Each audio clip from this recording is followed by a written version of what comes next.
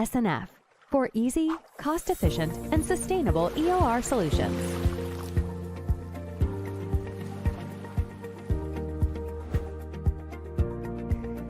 In a world where the energy demand continues to climb, oil extraction must be done in an environmentally responsible way. For EOR operations, this means reducing CO2 emissions.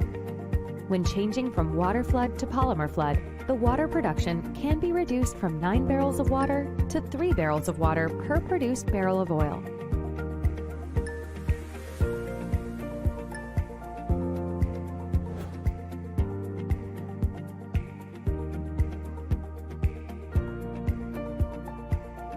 SNF achieves this with modular plug-and-pump installations for quick and cost-effective unit implementation with many added benefits.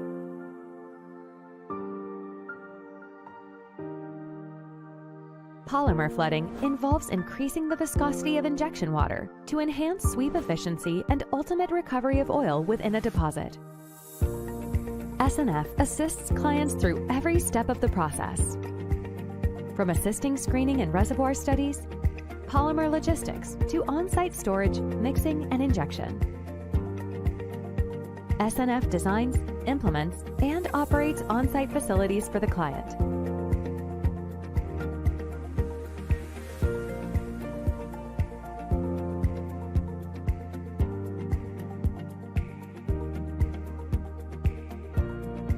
Polymer flooding has a higher added value than water flooding. Due to the greater sweep efficiency of polymer flooding, the overall recovery will be accelerated with significant water production reduction per barrel of oil. Using SNF system, clients' water cut went from 90% to 70%, which means 3 times less water production per extra produced barrel of oil, savings on lifting operation and production costs. These benefits also result in a reduction of up to 3 times in greenhouse gas emissions during the operations. SNF improves the efficiency of oil production processes. Because polymer flooding is easy to implement and more mature than other methods, development time will be significantly reduced.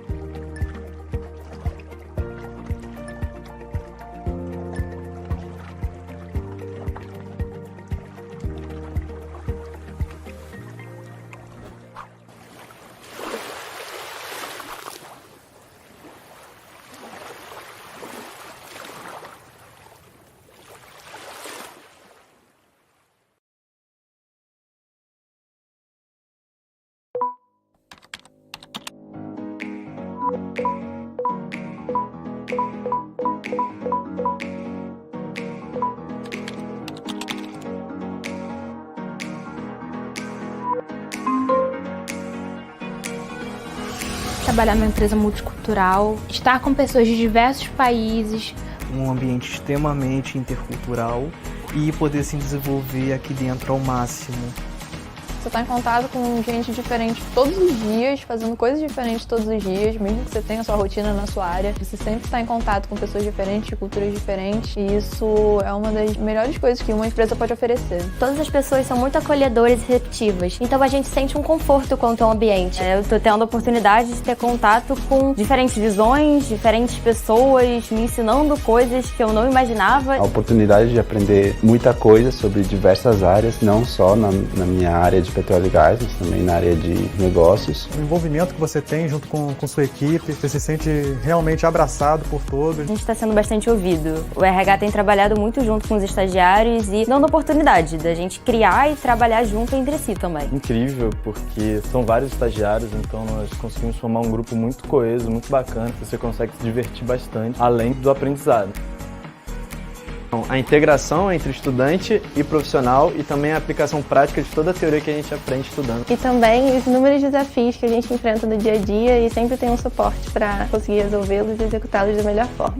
A cada dia eu me desafio. Desde o meu primeiro dia eu fui desafiado a criar um projeto junto com o meu time e isso me motivou a ir além e a ver o quanto eu sou capaz de evoluir mesmo em pouco tempo. Ser estagiário na Total Energies é com certeza ter meu futuro agregado, porque a pessoa que entrou aqui é com certeza diferente da pessoa que eu sou hoje. É uma experiência maravilhosa, muito difícil. difícil e desafiadora, mas que traz uma experiência ímpar pra minha vida. Ser estagiário da Total Energies, se eu fosse definir uma palavra, seria orgulho. Orgulho de ser parte de um time no qual eu aprendo muito, no qual que também está disposto a aprender comigo. Orgulho de conhecer as pessoas que eu conheço hoje, de ser a profissional que eu me torno hoje e de ser a pessoa que eu venho me tornando a cada dia mais.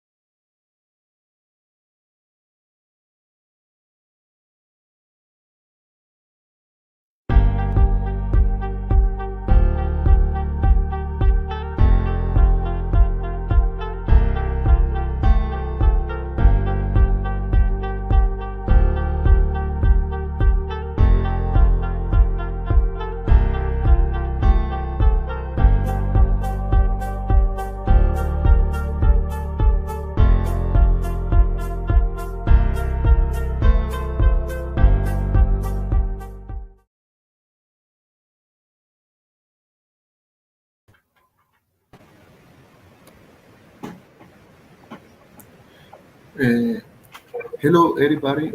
My name is Jose Maria Herrera. I am the current president OSP student chapter Unicamp, and today I will be the moderator of this course.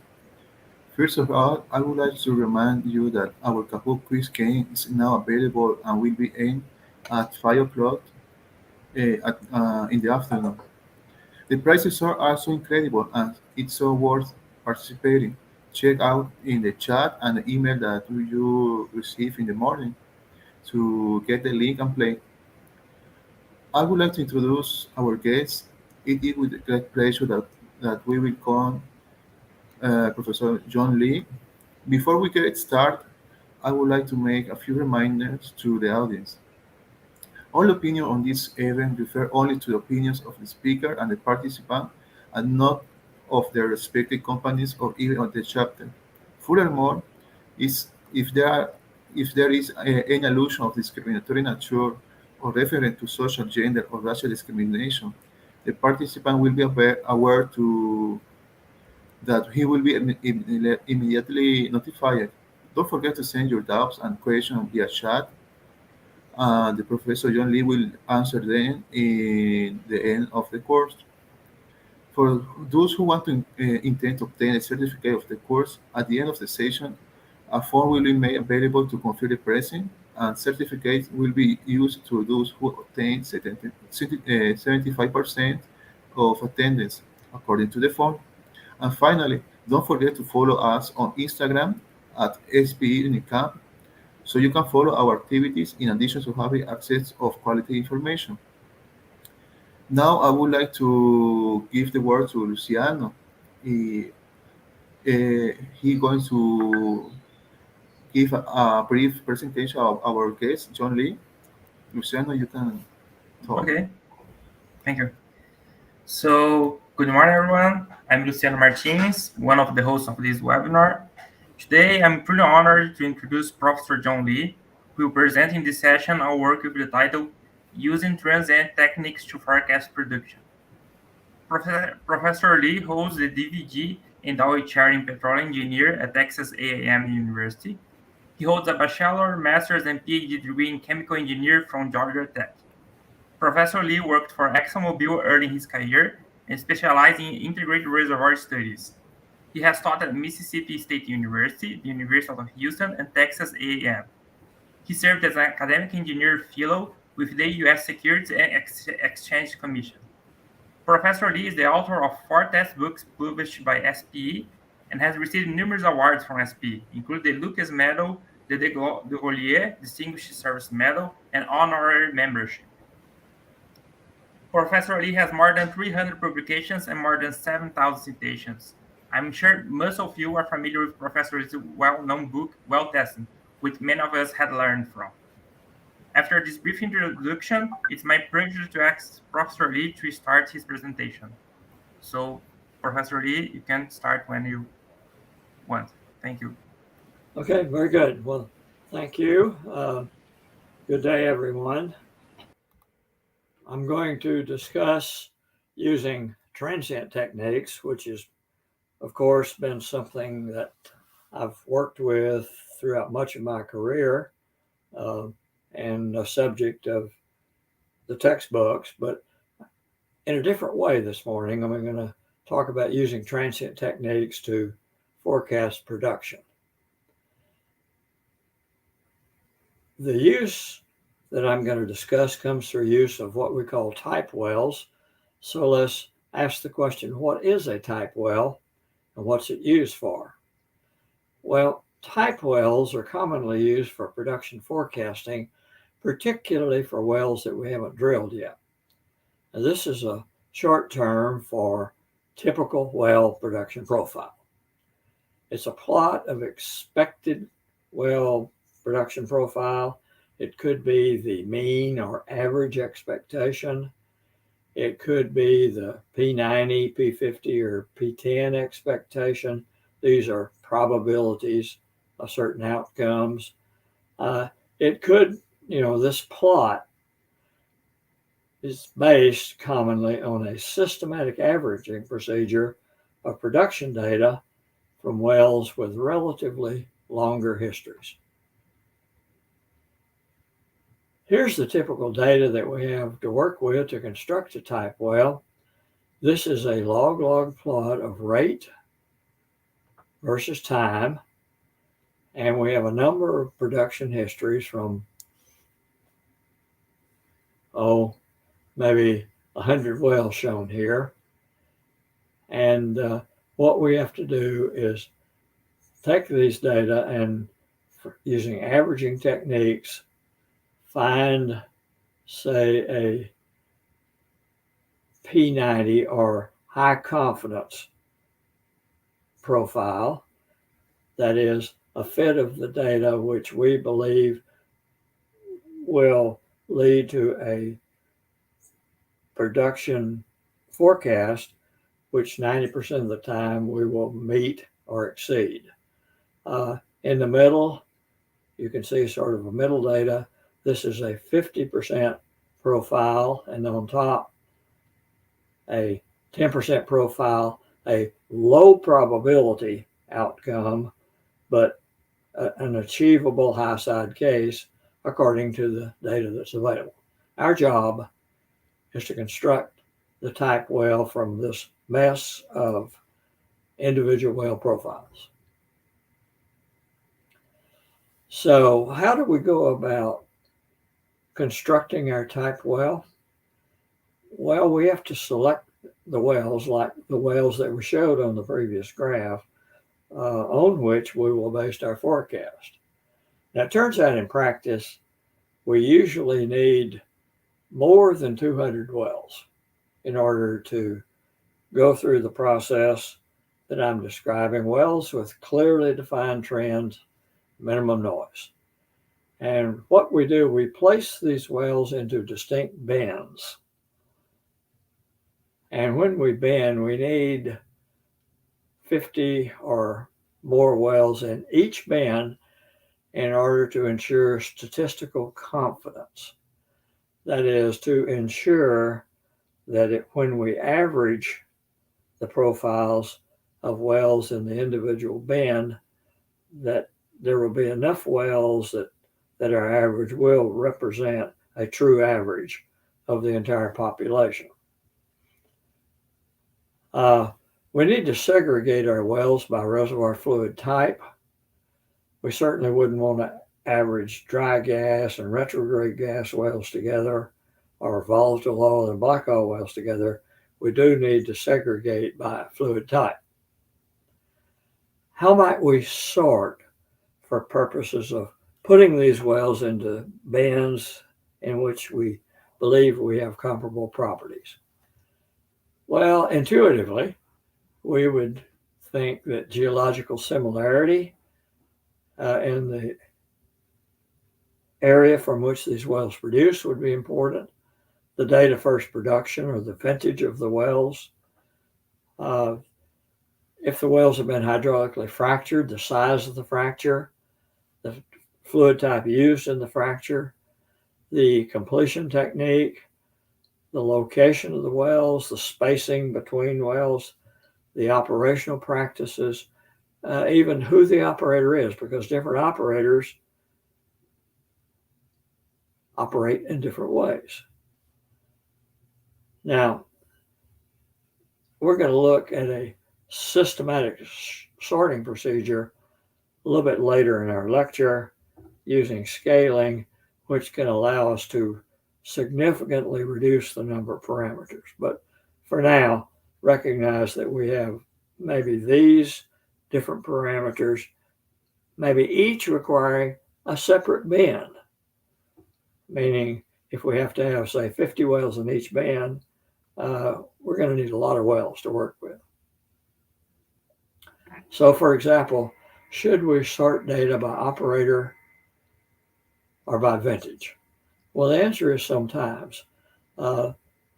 This slide presents results of a study of wells from the Barnett Shale in north central Texas in the US, and it's a plot of the EUR estimated by extrapolating decline curves in these wells to obtain ultimate recovery. And what's shown here is all the wells that began to produce in 2006 are shown here for 4 different companies, which are color-coded, company 1, 2, 3, and 4. Then in 2007, 2008, 2009, 2010. One of the things that you notice immediately is that with passage of time, the wells are getting better on average. So vintage of well does seem to matter. In addition, although there are some variations, some companies seem to do better than others. The purple company, for example, company number 4, seems to always have better wells than the others, with the exception of the year 2008. So the operator of the well seems to matter, in addition to when the well began to complete. So let's pause now with some questions to understand what we've just seen and ask in a given resource play, why might the estimates of ultimate recovery vary by operator? Well, some operators might have better acreage than others, even in this relatively small area that we're looking at. And of course, some operators may have better technical practices, better completion practices for their wells. Why might EURs vary by vintage of well? Well, as we develop new kinds of reservoirs, we learn by doing how to improve our operations. So we shouldn't be surprised to see the results improving with time. So if we average production histories, as I indicated earlier, to produce type wells, averages of production histories of existing wells, with type wells that include mixtures of various operators and various vintages of wells, could they be misleading or erroneous? Well, indeed they could. We saw that there are differences. So what might be the disadvantages of placing wells into separate bins by operator, if operator seems to matter, or by vintage, if vintage seems to matter? Well, we would end up with relatively fewer wells in our bins and would run the risk of not having enough wells to be statistically significant in our averaging procedure. To look at our wells, we need to ensure that we have wells which have encountered different flow regimes, and here I'll introduce some transient behavior. which I know is your major interest in your conference.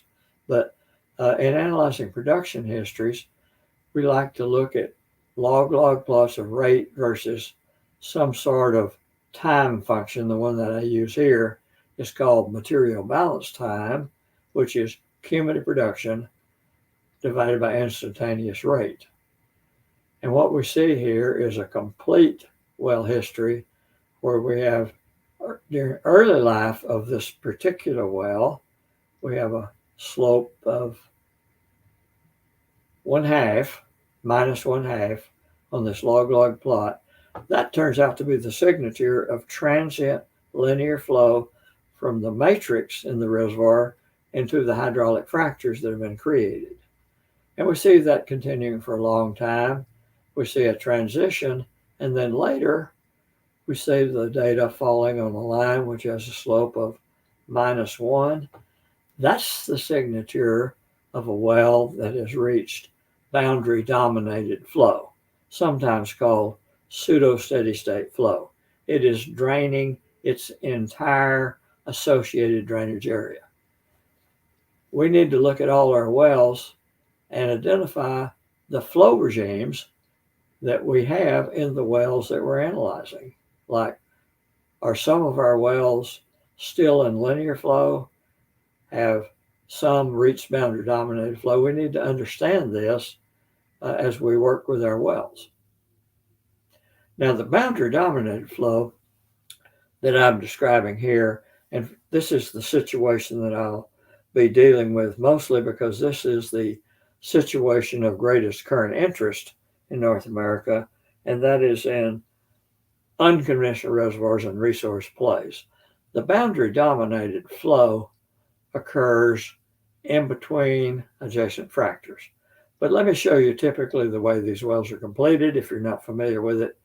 Here we have a horizontal wellbore shown here with this horizontal line, and we have fractures transverse to that horizontal well, as illustrated by these lines here. All right, let's look at a typical element of symmetry, say a hydraulic fracture, and let's look at a couple of fractures adjacent to that. As we begin to produce our well, the fluid in the matrix nearest the fracture will begin to flow into the fracture for all three of these fractures. And with passage of time, we will begin to drain further and further out into the matrix. We have sort of a transient depth of drainage. Eventually, we will get interference between adjacent fractures, and we will create a no-flow boundary in between adjacent fractures, as illustrated by the dotted line here. Once we, roughly halfway in between adjacent wells, we'll reach a point where we have interference and no fluid will cross that boundary. All the fluid on the left-hand side of the boundary will go toward the fracture on the left. All the fluid on the right side of the boundary will go toward the fracture on the right. But it's until we get this interference, we will have transient flow. After we get this interference, we will have boundary dominated flow as illustrated here. So this is transient flow, pre-fracture interference, boundary dominated flow after fracture interference that we see in our diagnostic plot. There's another thing that we need to be aware of in these production histories, and that is that the very earliest data will be off trend. Here I show a log plot of rate versus time for a well. This is a shale gas well, and measured rates here are shown with the red dots on this log rate time plot. We see at the very earliest times the rates are increasing, then level for a while, and then eventually begin to decrease and fall on a continued trend. Well, in developing our type well, which remember is the objective of what I'm talking about here, of developing a profile which will be used to average with other profiles, we have trouble with this earliest data, and we really need to average from the peak rate, which is somewhere in here, from that peak rate forward, and average only those data and not include the earlier off-trend data. Now, since I've shown you this, I want to explain why early data tend to be off-trend in these wells.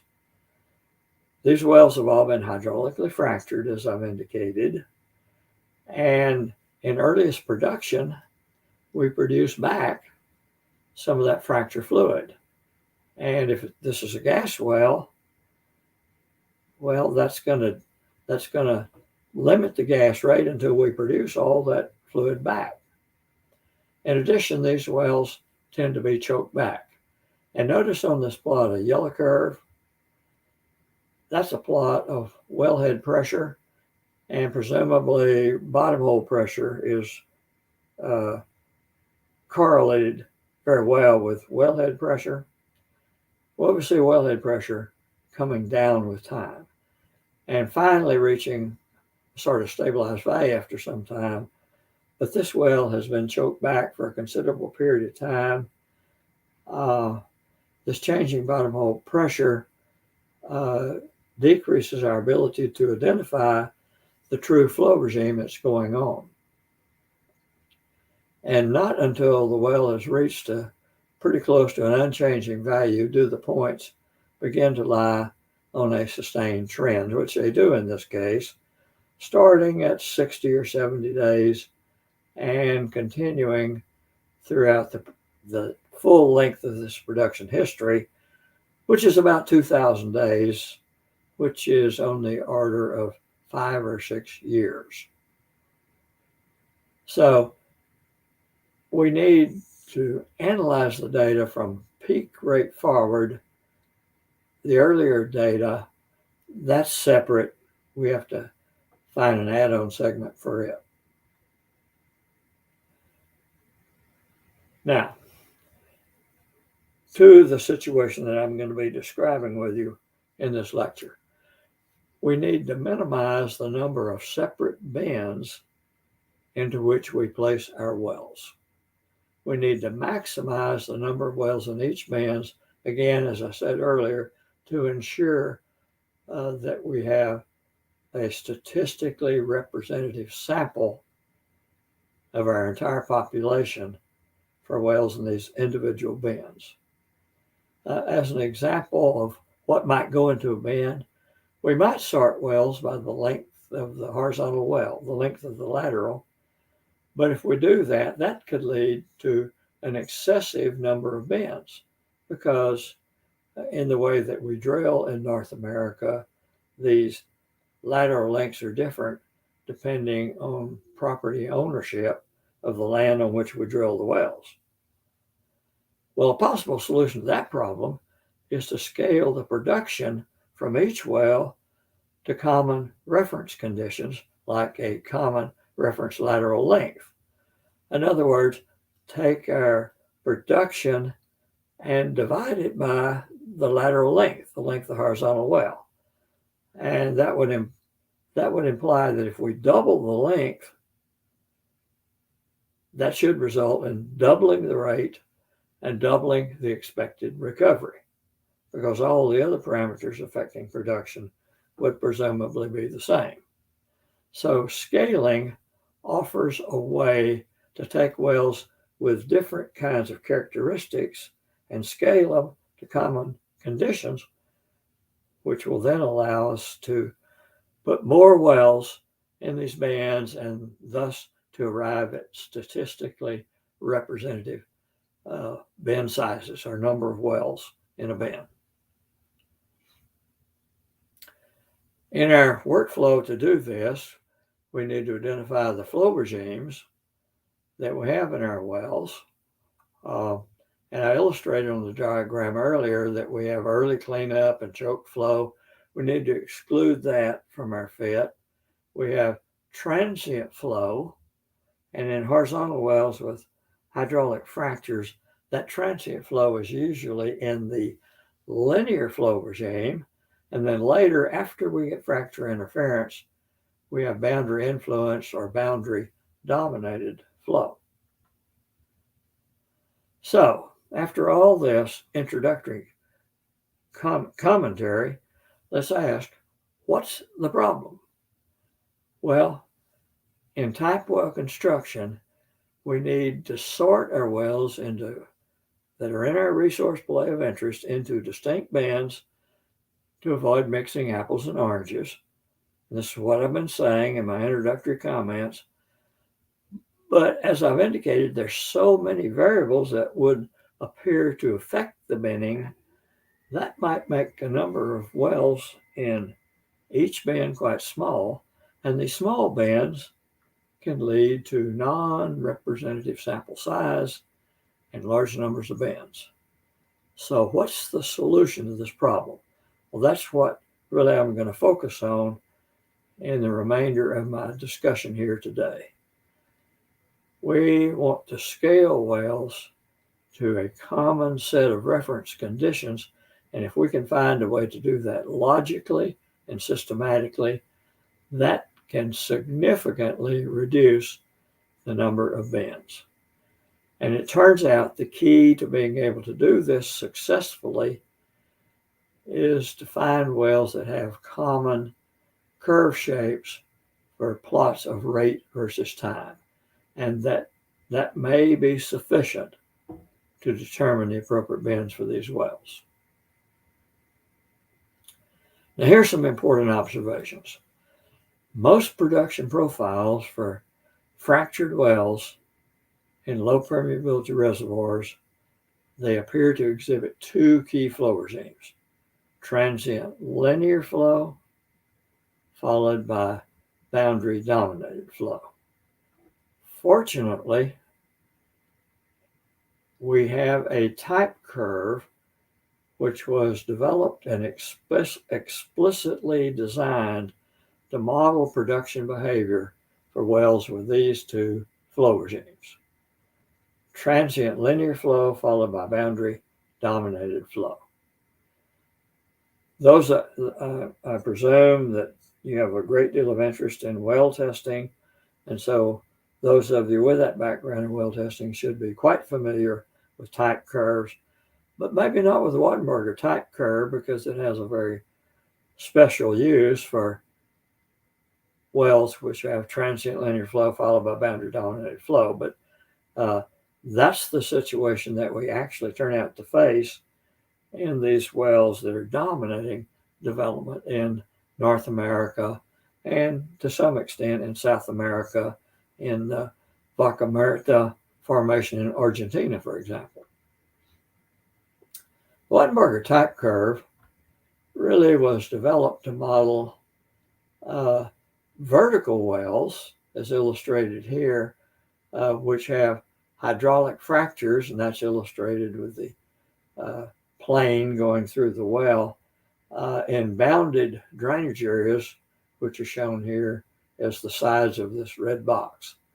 And Wattenberger developed a solution to the flow equations, an analytical solution to the flow equations for this situation, in which we have transient flow, as we have flow from the matrix out here into the fractures, followed by boundary dominated flow once we begin to drain the entire drainage area associated with the wells. And Wattenberger's analytical solution, plotted as a type curve with dimensionless variables, a dimensionless rate group versus a dimensionless time group, here is Wattenberger's analytical solution on a log-log plot. We have a line with a slope of -1/2, which characterizes transient linear flow as the flow from the matrix comes into the fracture, then a short transition region followed by a line with a slope of unity, and this characterizes boundary dominated flow once we're draining out to these drainage boundaries, and these boundaries would be caused by interference between adjacent wells and Wattenberger's original formulation.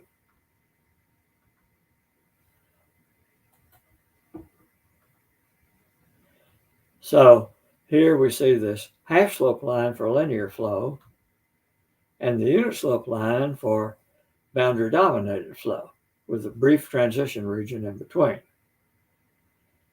Well, we can take the same work that Wattenberger did and basically turn the well over on its side.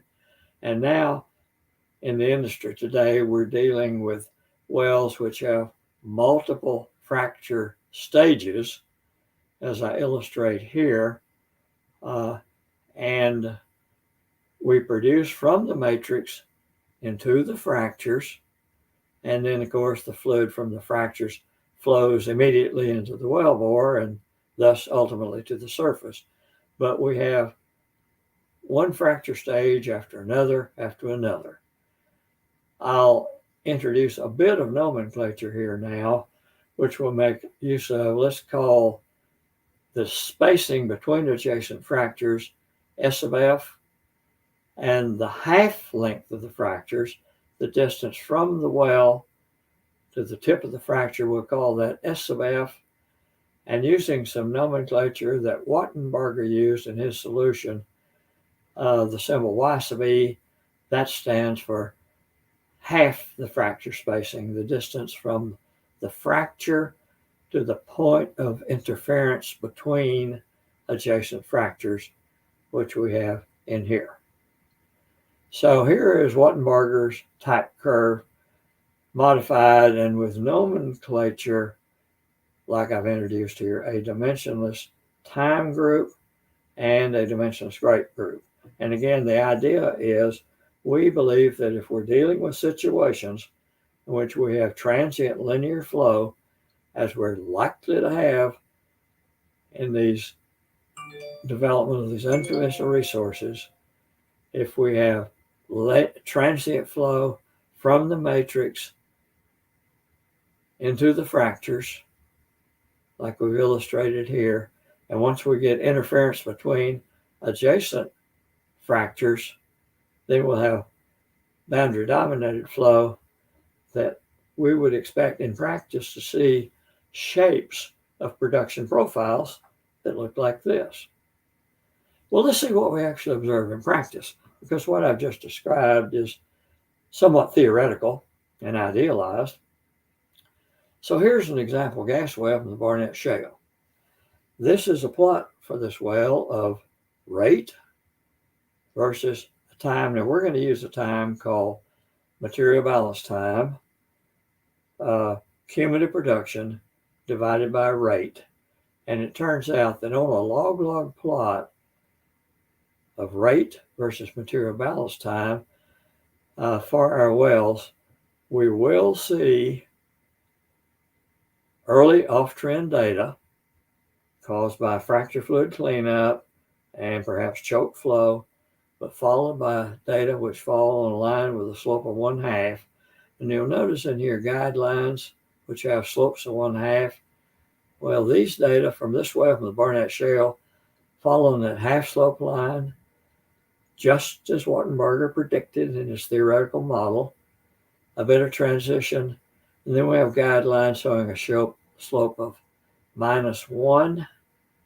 Well, our data from this well fall on this line with a slope of -1. That's indicative of boundary dominated flow. We've had interference between adjacent fractures all along the horizontal well when we see this. And again, this is no longer idealized now. This is actual field data. This is what happens. It fits the model suggested by Wattenberger. Here's a well from the Montney Shale in Canada. A more lengthy early transient off-trend period, then a half slope, and again it's followed at later times by a unit slope, meaning boundary dominated flow. So what does this Barnett well and what does this Montney well have in common? Well, they both seem to have the shape of early off-trend data, which we can understand as being caused by fracture fluid cleanup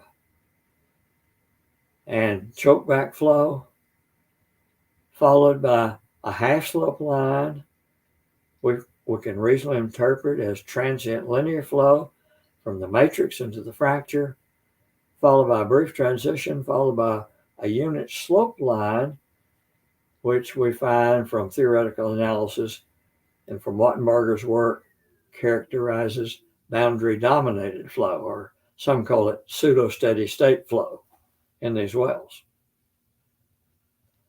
So both the Barnett well and the Montney well have these shapes in common.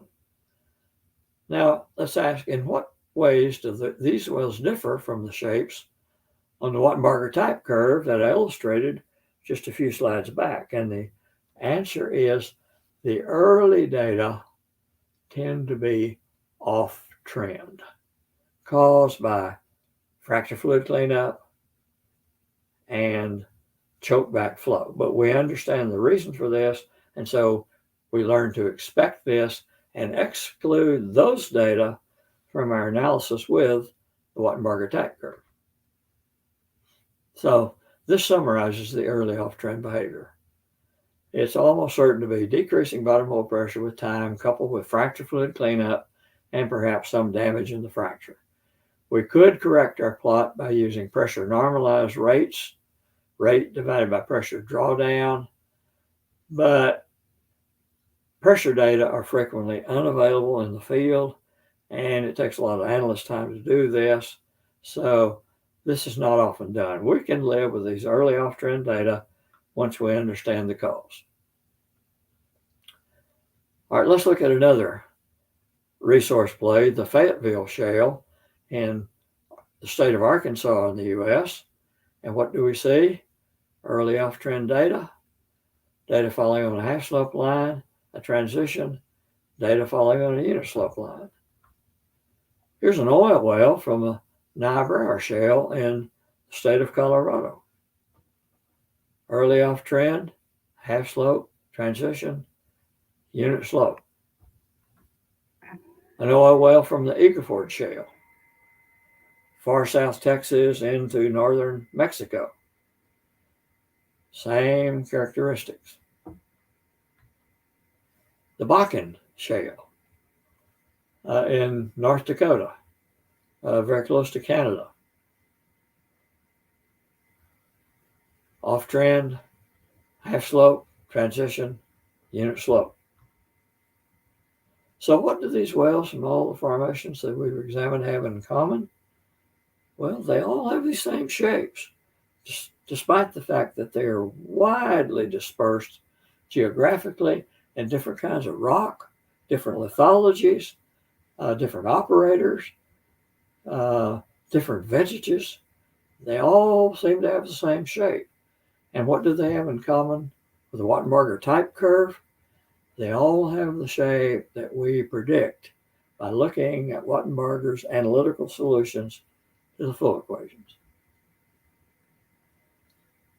So how, based on this, might we go about determining the bins in which we might place our wells, remembering our original objective of putting as many wells with similar characteristics into the same bin to ensure statistical relevance?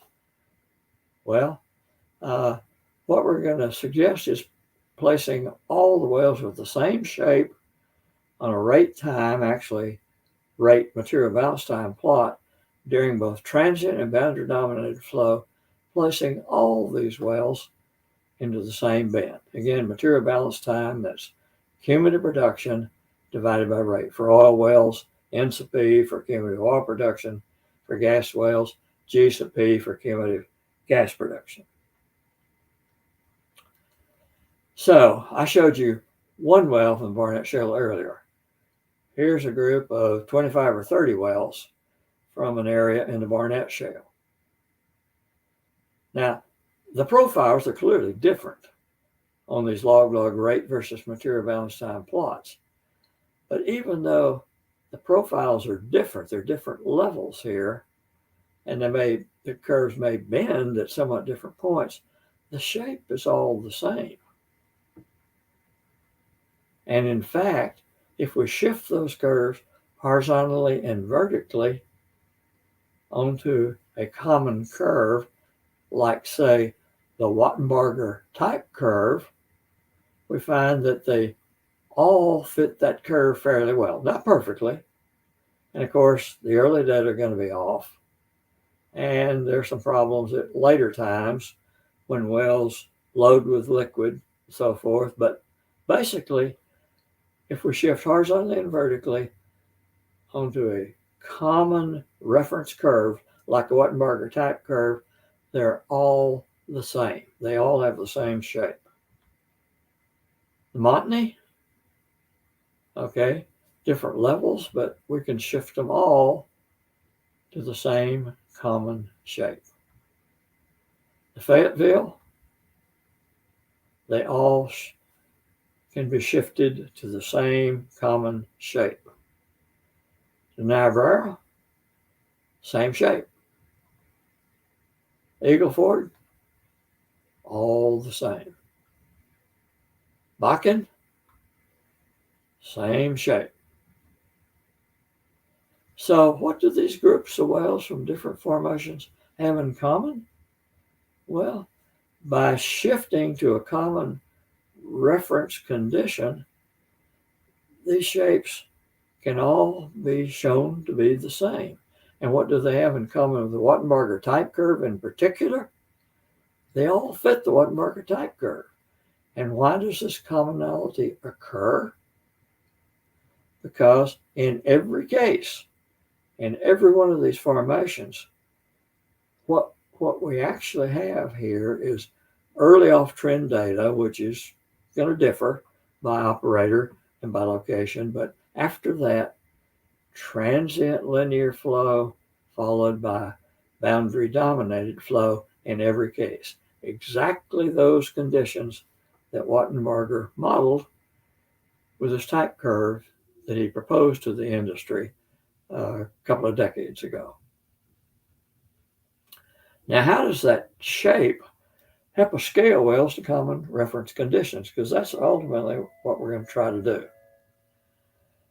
Well, again, for those familiar with type curve analysis, which we use in pressure transient and in rate transient work, we find match points. We shift our production histories to a type curve of interest, shifting both vertically and horizontally until the field data match the type curve. And we find time and rate match points. For the time match point, that's the ratio of our dimensionless rate group to the material balance time at which we find a match. And that time match point for a gas well is equal to these properties: permeability divided by fracture spacing squared divided by porosity, phi, viscosity mu, and total system compressibility C sub T. And in fact, the interpretation for the time match point is the same for both oil and gas wells. For the rate match point, from the definition of dimensionless rate in this case, we find that rate match point is related to the parameters that we have shown here. A little bit more complicated for a gas well. For more accurate work, we like to use pseudo pressures, M of P, instead of just pressures themselves. In this, to characterize pressure drawdown for an oil well, we can just use drawdown itself. But the other parameters in this match point are, again, fracture stage spacing at S of F shown here, permeability of the matrix, fracture half length, the distance from the well to the edge of the fracture, lateral length, LW, as shown here, net pay thickness H, and the pressure drawdown for the well, which eventually is produced at constant bottom hole pressure. So we can find time and rate match points, but what do we do with the match points? What good are they? Well, here's an example. This is one of these example profiles with the production history for a well matched to the Wattenbarger type curve. Wattenbarger type curve is shown here with the dotted line, and the field data are shown here with the red dots. And we've shifted the field data horizontally and vertically until it completely overlays the Wattenbarger type curve, and we establish match points. For example, the time match point, the actual elapsed time is 3,000 days, and the dimensionless time corresponding to that is 1 dimensionless time unit. And we establish a rate match point. The rate is 800 MCF per day, and the dimensionless rate group is 1. So here's how we match the field data to the type curve and find the match points. And then again, here's the rate match point for this gas well. The interpretation equation is shown here. Here's the time match point. And notice that I've put in red the unknown parameters: permeability, K, and fracture half length, X sub F. All right, the time match point in this case is 1 over 3,000, and that's 00033, and the rate match point is 1 over 800, which is 00125. And here's what that time match point represents. And if we know all the parameters in this group except permeability from that time match point, we can find the permeability in the matrix near that particular well. And once we know permeability from the rate match point, using the known permeability, we can solve for the apparent fracture half length for that particular well. So again, how does this shape help us scale wells to common reference conditions? Well, again, with other parameters assumed to be known, we can estimate an effective permeability from the time match point. I've shown you earlier that the interpretation equation, but it's been rearranged and solved for permeability. And we can solve for permeability as in this example. Remember, our time match point is 00033. For this particular actual well, fracture spacing was 350 feet. We have known porosity, viscosity, and compressibility. We can solve for permeability. Turns out to be 356 nanodarcies. This well is in the Barnett Shale, and that's quite representative of what we know the permeability in the Barnett Shale is from other work, other analysis that we've done there. So this gives us a good way of estimating effective matrix permeability. For fracture half length, here's our working equation. For a gas well, it's this involving M of P. And with these known properties and a known pressure drawdown, we can solve for fracture half length using the match point of 00125, and we can determine what the fracture half length is for this well. It's 217 feet. Now, to find permeability and fracture half length, and I'll show you how we'll make use of this in our binning of wells shortly, but sometimes people who approach this analysis don't have ready access to commercial software, which includes the Wattenbarger type curve. If you have access to that software, by all means you should use it, but if you don't, there is a simplifying assumption based on the analytical solution that Wattenberger found that he used to construct his type curve.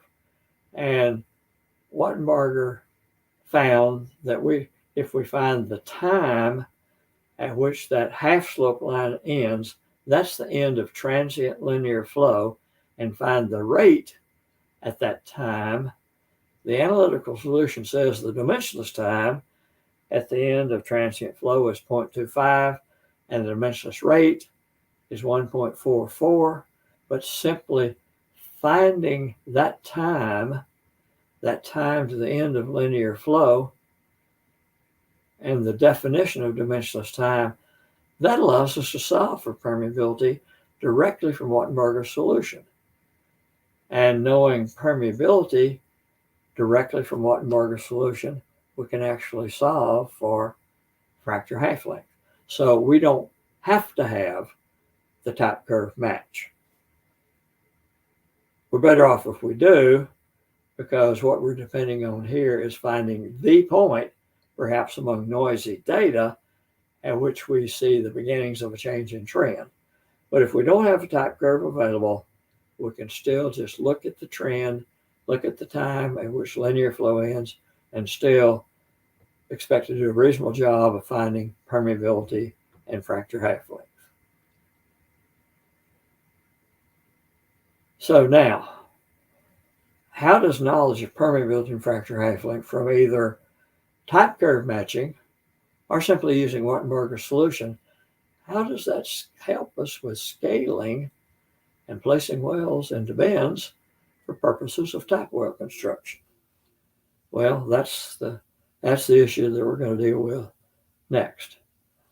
And again, another question for your consideration: what are limitations of the simplifying assumptions that I talked about instead of using type curve matching?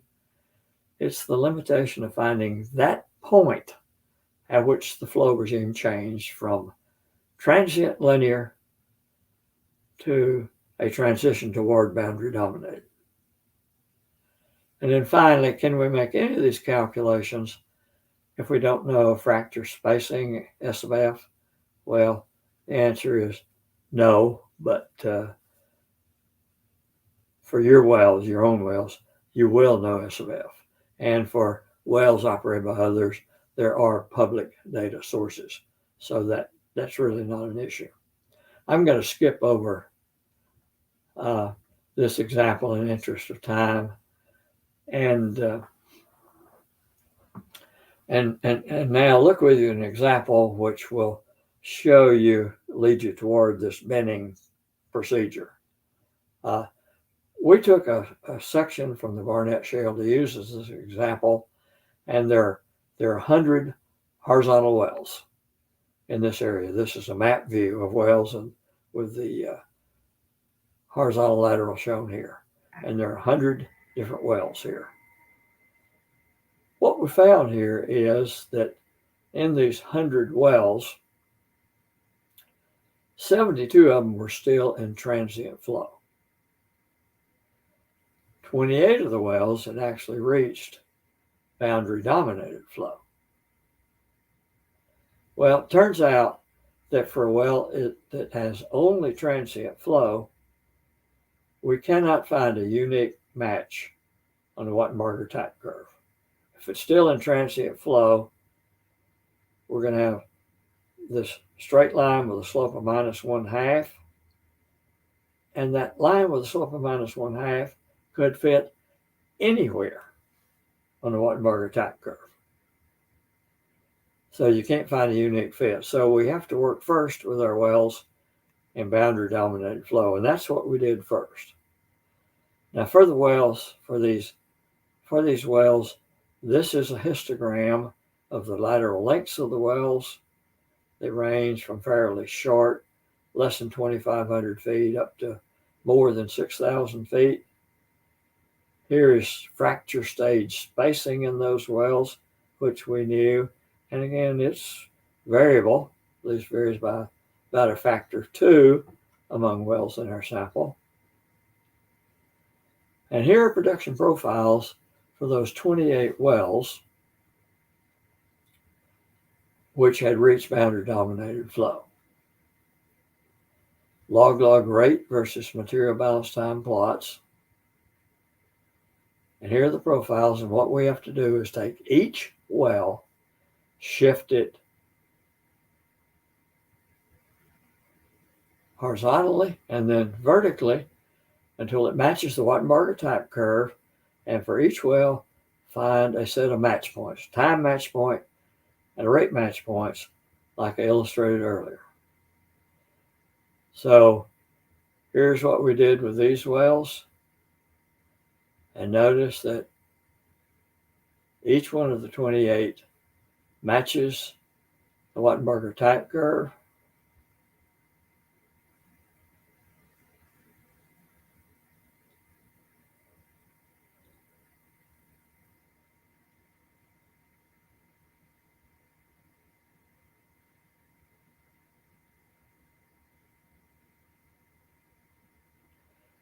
And as a final result, here's a histogram of the permeabilities that we had for those 28 wells. Well, it's repeating itself, but you saw the histogram. I can't really stop the animation, but it was skewed to the right. It has the shape of a log normal distribution, and that's what we expect for permeabilities. The fracture half lengths also skewed to the right. It kind of looks log normal, but there's no reason in nature to expect that. Half lengths will depend on what the operator did. All right, let's go on. Here's the final result for the 28 wells. This histogram, log normal in shape, just building confidence that our procedure is making sense. Fracture half length. These are the fracture half lengths that we estimate. It is what it is. No reason to expect this skewness to the right, but this is what we have. Okay, having done this, then what do we do with the results? Well, we might want to find mean values of these parameters, for example, for purposes of establishing reference values for binning purposes. Let's see how this might work. For our permeabilities, we might find the mean or arithmetic average permeability. And it's this number here, something in the range of high 300s to low 400s of nanodarcies. And fracture half length, the mean is near 400 feet. Now again, could we scale properly for those wells? Remember, a majority of our wells were still in transient flow. Could we scale properly for those wells? No, you can't do it. How could you treat those wells? You're going to have to make the assumption about when transient flow ends. And that's another subject for another presentation, but that's what you'd have to do. You cannot include them in building the fundamental type well. So what do you do with the results? Well, we take each of these wells and we rescale the well to a common set of reference parameters. We scale each of these wells to a common lateral length. And here's our scaling parameter for rate, and here's our scaling parameter for time. So for each time rate point on our production profile, we can scale for lateral length with these parameters. L reference, that means a reference lateral length that we choose, maybe an arithmetic average of all of them. L, that's the lateral length for a specific well that we're dealing with. And similarly, we scale for lateral length, stage spacing, net pay thickness, permeability, fracture half length, and pressure drawdown. There's a lot of arithmetic involved in taking each point on that rate time profile and scaling it from existing conditions to reference conditions, but you can readily set up a spreadsheet to do that. And while there's a lot of arithmetic, that's what computers are built for, to help us do that. And so the mean parameters for the 28 wells for which we had data that for wells that had reached boundary dominated flow, the mean permeability was 340 nanodarcies. It's shown here on the histogram. The mean fracture half length is 350 feet. The mean fracture spacing was 400 feet. The mean lateral length was 3,300 feet, and the net pay thickness was 200 feet. So we take these 28 Barnett well production profiles, we scale them all to common reference conditions. We chose the average conditions that we have here. You can choose other reference conditions as you wish, but we use these common reference conditions. We have generated our type well for these wells. We can place all these wells in the same bin.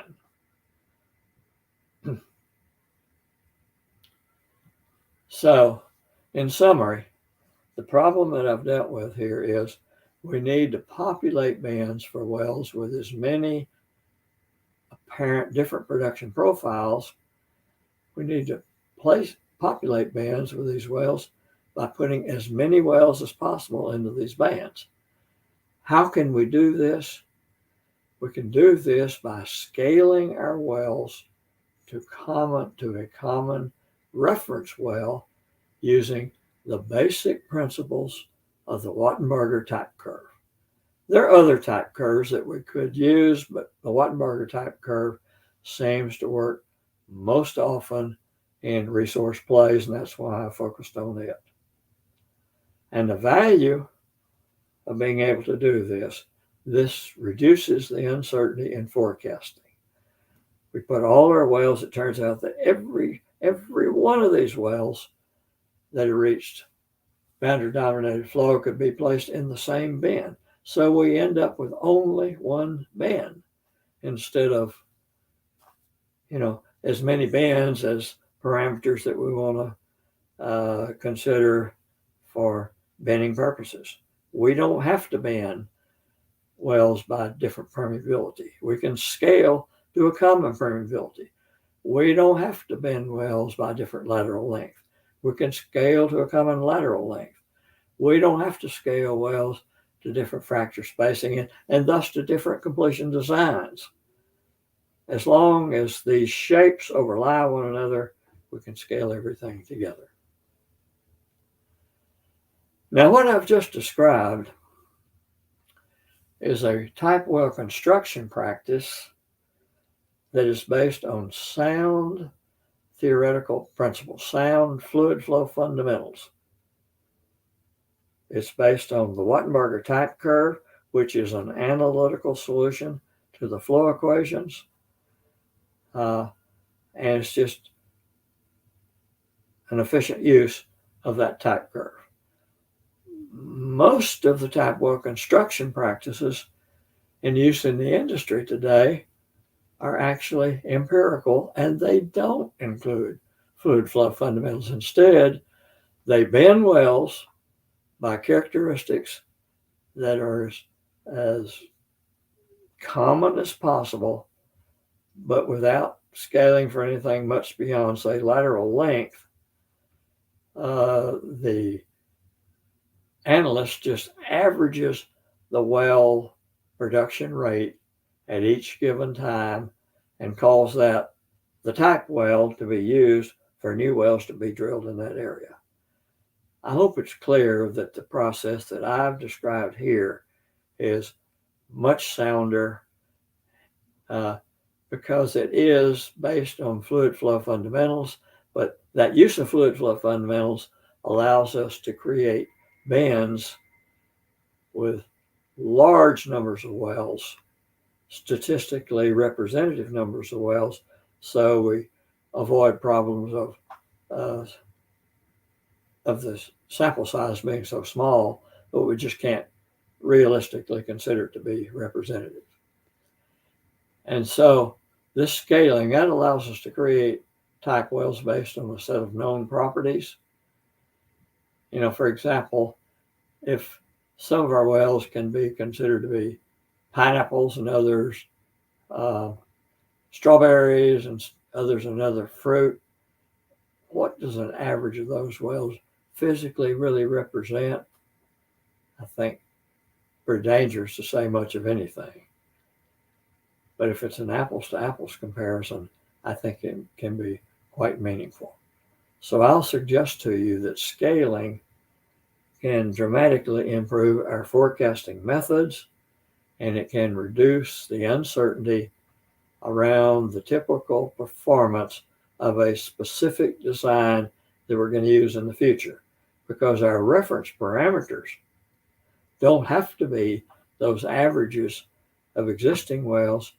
We can use reference parameters and create our type wells for the lateral length that we propose to use for future drill wells, and for the fracture spacing that we propose to use in those future wells to be drilled, and for the fracture half length that we design for in those future wells to be drilled.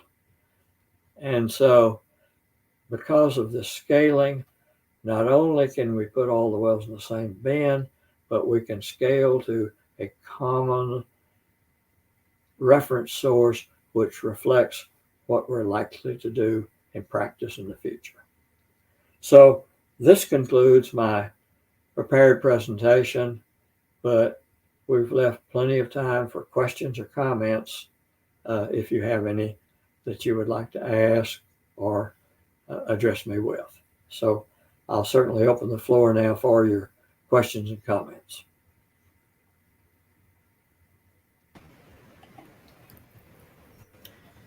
Thank you, Professor, for this great presentation. We have a couple of questions on the chat, so I'll put here so you can answer, okay? Okay. Okay, the first one is from João Marcos, and he's asking, how does machine learning could be used in tape well construction? If you have Okay, excellent question. We could use machine learning to really automate this process, and for example, we could use artificial intelligence, that form of machine learning, to identify shape, type, and train our neural network with this artificial intelligence. Train the neural network to recognize this shape type. If we have different shape types, the examples I showed you, all the wells all had the same type, but that's not always the case. Sometimes there are distinct differences. But our artificial learning can identify these different shape types, and machine learning can also use clustering techniques to identify different shapes, and we can cluster wells that are alike and then train the neural network as to how to extract the properties from those shapes. But we've done a lot of work in my group at Texas A&M using these machine learning techniques, and there tend to be more and more papers published every year looking at applications of machine learning to do these same sorts of things that I've described here using more older conventional techniques. Okay, thank you. Okay, thank you. The next one is from Marcos Miranda.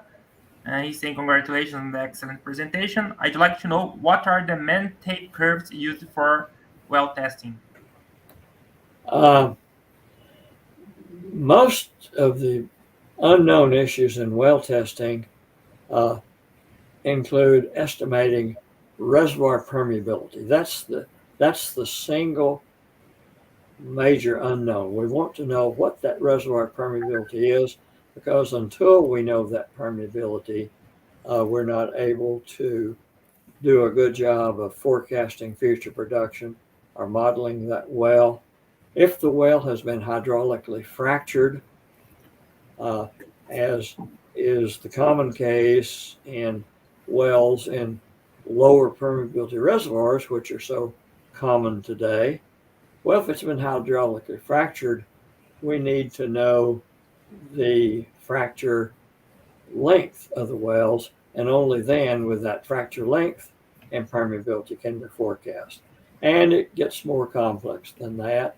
And in these ultra low permeability reservoirs, like I've talked about, we can reasonably assume that the fracture conductivity is infinite. That is, negligible pressure drop within the fracture. But in higher permeability reservoirs that we still want to fracture to enhance productivity, we'd like to be able to estimate the conductivity of that fracture. That can affect well performance. We have type curves to do that. So let's say broadly, reservoir characterization as in permeability, completion characterization as in fracture half length, fracture conductivity. These are very common objectives of using type curves for analyzing production data in well testing. Okay, thank you very much. And the next one is, how's an interpretation of rock with double porosity? How is an interpretation of rock with double porosity, and what consideration must be taken into account? Okay, a couple of ways of interpreting the characteristics of rock with double porosity. One is to use type curves, which has specifically been developed for double porosity reservoir rocks. And there are such curves that are available, and they're available in commercial software for production data analysis or for more conventional pressure transient analysis. You need to make sure that you know enough about reservoir characteristics that you have selected the correct kind of type curve. And in particular, when we use these type curves, we assume that the heterogeneities, which the dual porosity system represents, we assume that is repeated regularly throughout the entire area of interest. And that may or may not be true. It's basically assuming homogeneity in a heterogeneous formation. And if we can reasonably assume that, then we can use existing type curves, the oldest of which is in common use, developed by Gringarten, for example, and some of his co-workers and his students at Imperial College in London. Or you can use analytical solutions, which are available in rate and pressure transient analysis software, somewhat similar to Wattenberger type curve, but a much more complex situation. But analytical solutions are available, and when they're available, what we usually do with them is simply history match available production data or pressure transient test data and find that combination of sets of parameters, which leads to a best match with available software. Okay, thank you. And there is one more question here. It's right. How the well pattern influences well testing? That's an excellent question. I think by well pattern, in particular, you may have in mind well spacing, because that's the part of the pattern that I think is of most concern. I made a simplifying assumption when I suggested use of the Wattenberger type curve, and that was that we have these flow regimes of transient flow followed by a boundary dominated flow, but that boundary dominated flow was caused by interference between adjacent fractures along that well. Well, I assume that once we get into that boundary dominated flow regime, that never changes for the remaining life of the well. That assumption may be all right. In fact, in most cases, arguably it is, but eventually that assumption may or will break down when we get interference between adjacent wells. And here's why I say, if you mean by well pattern, if you mean well spacing, the proximities of wells to one another, then that will matter. And you need to generate more complex type curves to model that if you have certain sorts of well spacing that are repeated regularly, or you may have to resort to doing all your work using numerical reservoir simulation. And you have to, with the simulator, have to identify when you get this interference effect with adjacent wells and what the flow pattern is likely to be after you get this interference. The industry in North America, in the not too distant past, made some very serious errors in forecasting future production using type wells. They assumed that there would not be any interference between wells, and so they used type wells constructed based on wells that were far apart, like one well every section, and they used those type wells to forecast production for wells that would be drilled by infilling those sections with only one well, and like putting in maybe 8 wells in each section. And it turns out when they did that, the forecasts were too optimistic, and so the forecasts were not realized in practice. They overestimated future production, and a lot of private investors invested in developing that acreage, and they lost money on their investment. Many companies went bankrupt for this very reason. They used the wrong type well, and they didn't take into account the effect that well spacing was going to have. So the well pattern certainly plays a big role and should be recognized and taken into account. Okay, thank you. So the next question here is, what are the challenges of well testing in unconventional reservoirs? Where should the lines of research on this topic be focused? The biggest challenge in well testing in unconventional reservoirs, conventional well testing, which is, many prefer a pressure buildup test. As a practical matter, pressure buildup tests in unconventional reservoirs are extremely difficult to be able to create, and it's because of the very low permeabilities in these unconventional reservoirs. Well testing really requires, pressure buildup test requires that we produce a well long enough to achieve pseudo steady state flow. and then we follow that pseudo steady state flow with a pressure buildup test, which may be mostly in transient flow,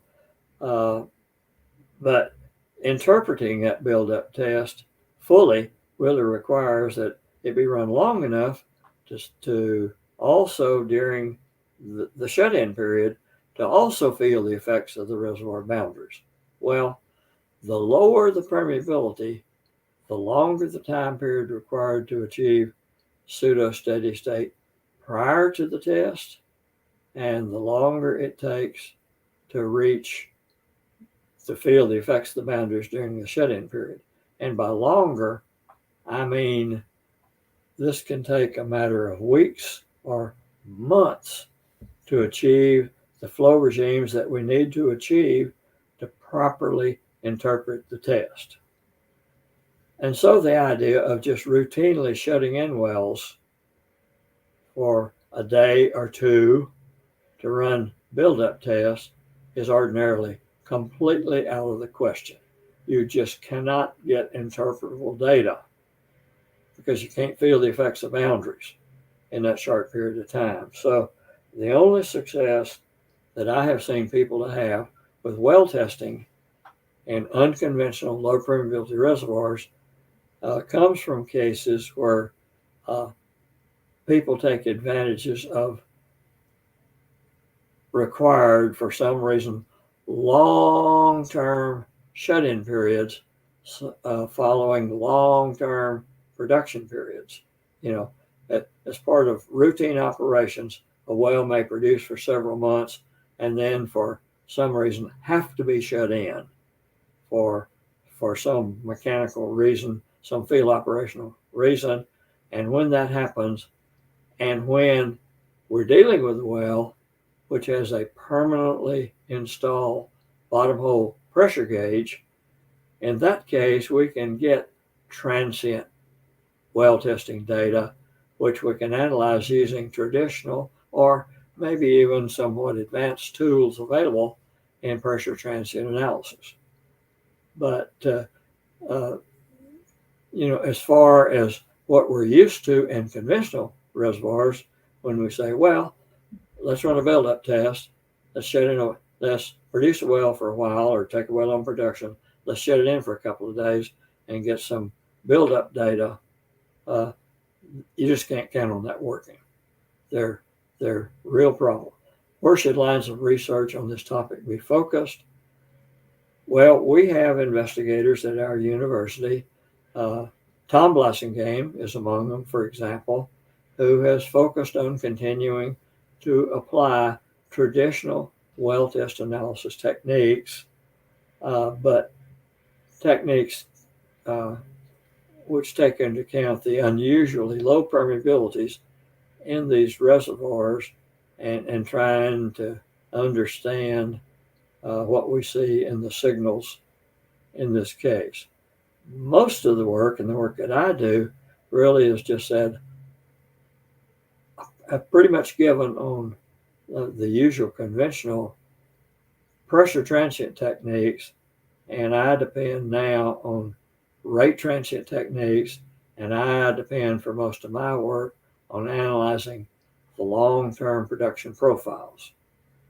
The research that's needed on this topic in particular includes how to deal with noisy data, because if we focus our emphasis on analyzing long-term production data, that data is inherently noisy, and we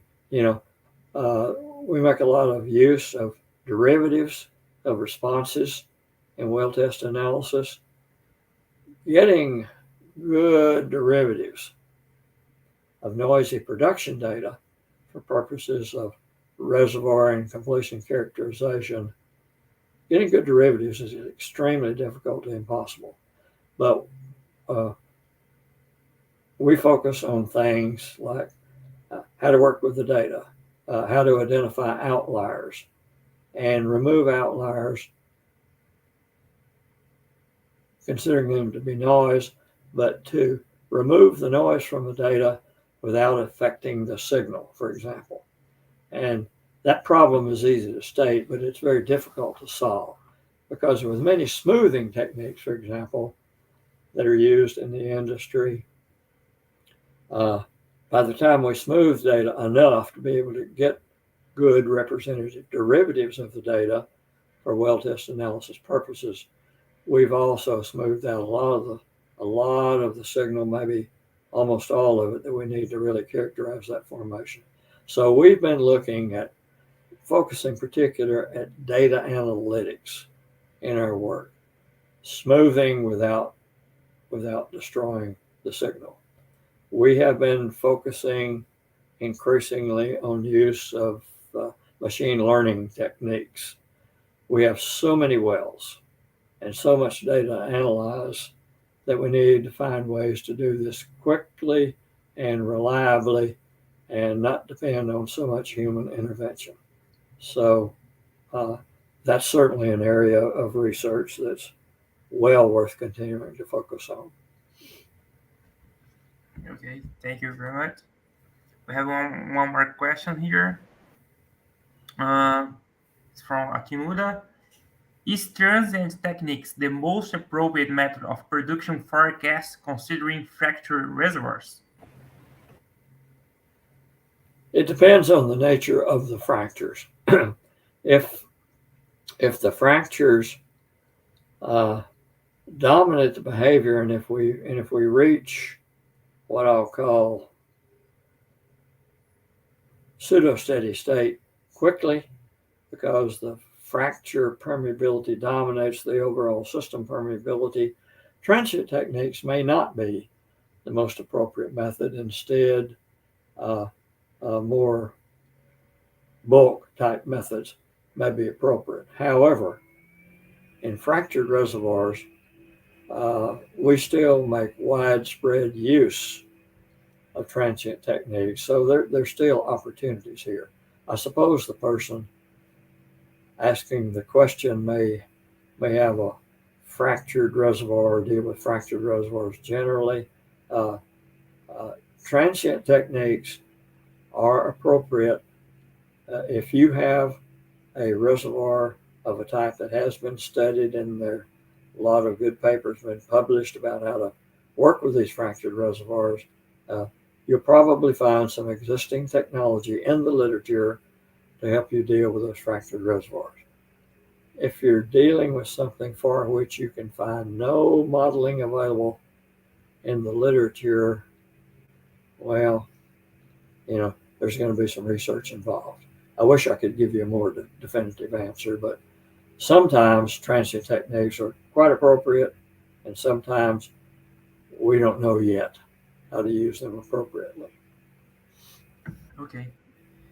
So this was the lesson on the chat, but I have one myself that you talked a lot about analytical models and basically onshore well testing.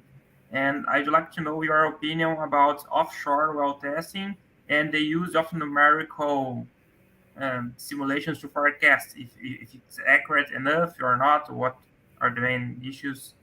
And if you can talk more about that. Well, with offshore, my experience has been that reservoir simulation is virtually required or essential, and it can be quite successful if we can do a good job of characterizing the reservoir and providing good input information into a reservoir simulator. But I've personally had experiences such that I don't think we did an adequate job of characterizing the reservoir, and our forecasts were simply not good. So yes, for simulators, but remember to spend a great deal of time in getting all the input parameters which control what those simulation results will be. Okay.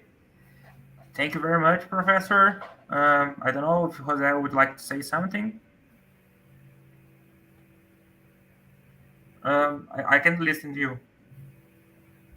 Yeah, you may be muted. Yeah. No, we are not not listening. No, still muted. Yeah. And now? Yes, now it's okay. That's right. We don't have any question left in the comments in YouTube. No. Okay, so Professor Lee, thanks you so much for today's teachings. It's our honor for us to, from SPE Unicam student chapter, to have you as a speaker. With the lecture was enriched for our event, so thanks you too, too much for to give you some time of you for give up these lectures. Well, you're certainly welcome. Thank you for the opportunity. Okay, I hope that we can do some activity for the future. We can do some courses, or we can see that later. Okay, I hope so too. Thank you. Okay, thank you, Professor. Okay. So, guys, don't forget to subscribe our social media. Also, don't forget in the afternoon we will have two courses. One of the three AC. At the end of the afternoon, we will have Python. One Python course will be so great that you have attend that course also. If you have the certificate for the test, you should enter and register in the course. So, Luciano, you can show our sponsor video to end the activity. Okay, which one?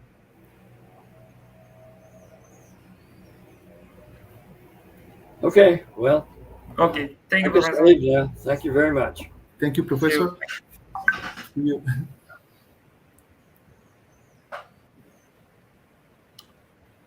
All the videos, you mean? This is got all videos.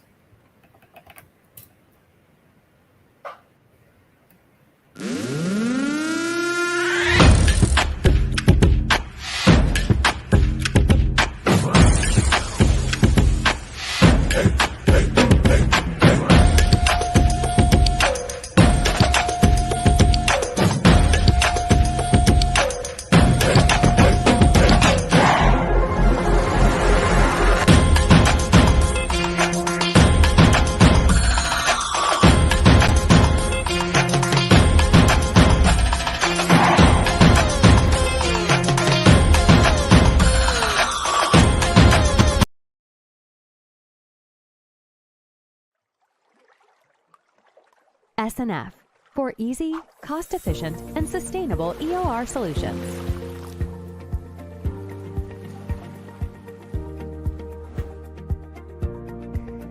In a world where the energy demand continues to climb, oil extraction must be done in an environmentally responsible way. For EOR operations, this means reducing CO2 emissions. When changing from water flood to polymer flood, the water production can be reduced from 9 barrels of water to 3 barrels of water per produced barrel of oil.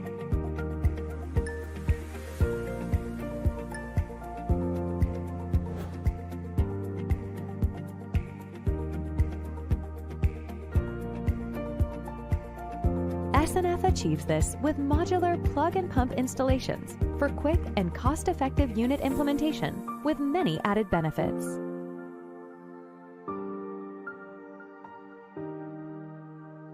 Polymer flooding involves increasing the viscosity of injection water to enhance sweep efficiency and ultimate recovery of oil within a deposit.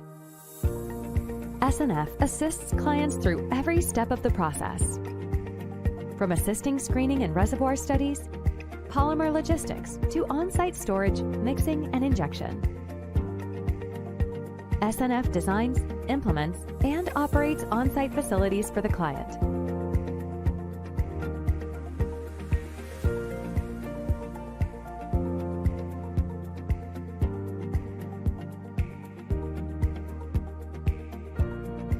Polymer flooding has a higher added value than water flooding. Due to the greater sweep efficiency of polymer flooding, the overall recovery will be accelerated with significant water production reduction per barrel of oil. Using SNF system, clients' water cut went from 90% to 70%, which means 3 times less water production per extra produced barrel of oil, savings on lifting operation and production costs. These benefits also result in a reduction of up to 3 times in greenhouse gas emissions during the operations. SNF improves the efficiency of oil production processes. Because polymer flooding is easy to implement and more mature than other methods, development time will be significantly reduced.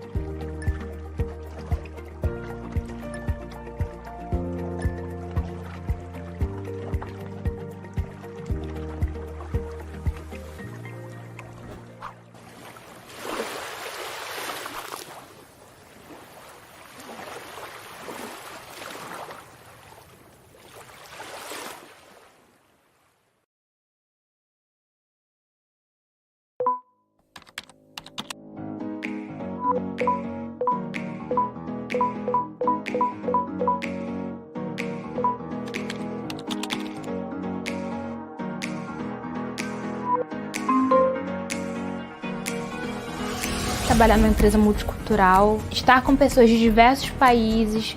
Um ambiente extremamente intercultural e poder se desenvolver aqui dentro ao máximo. Você está em contato com gente diferente todos os dias, fazendo coisas diferentes todos os dias, mesmo que você tenha a sua rotina na sua área. Você sempre está em contato com pessoas diferentes, de culturas diferentes, e isso é uma das melhores coisas que uma empresa pode oferecer. Todas as pessoas são muito acolhedoras e receptivas, então a gente sente um conforto quanto ao ambiente. Eu tô tendo a oportunidade de ter contato com diferentes visões, diferentes pessoas, me ensinando coisas que eu não imaginava. A oportunidade de aprender muita coisa sobre diversas áreas, não só na minha área de petróleo e gás, mas também na área de negócios. O envolvimento que você tem junto com sua equipe, você se sente realmente abraçado por todos. A gente está sendo bastante ouvido. O RH tem trabalhado muito junto com os estagiários e dando oportunidade da gente criar e trabalhar junto entre si também. Incrível, porque são vários estagiários, então nós conseguimos formar um grupo muito coeso, muito bacana. Você consegue se divertir bastante, além do aprendizado. A integração entre estudante e profissional e também a aplicação prática de toda a teoria que a gente aprende estudando. E também os inúmeros desafios que a gente enfrenta no dia a dia e sempre tem um suporte para conseguir resolvê-los e executá-los da melhor forma. A cada dia eu me desafio. Desde o meu primeiro dia eu fui desafiado a criar um projeto junto com o meu time. E isso me motivou a ir além e a ver o quanto eu sou capaz de evoluir mesmo em pouco tempo. Ser estagiário na Total Energies é com certeza ter meu futuro agregado, porque a pessoa que entrou aqui é com certeza diferente da pessoa que eu sou hoje. É uma experiência maravilhosa, muito difícil, desafiadora, mas que traz uma experiência ímpar pra minha vida. Ser estagiário da Total Energies, se eu fosse definir uma palavra, seria orgulho. Orgulho de ser parte de um time no qual eu aprendo muito, no qual que também está disposto a aprender comigo. Orgulho de conhecer as pessoas que eu conheço hoje, de ser a profissional que eu me torno hoje e de ser a pessoa que eu venho me tornando a cada dia mais.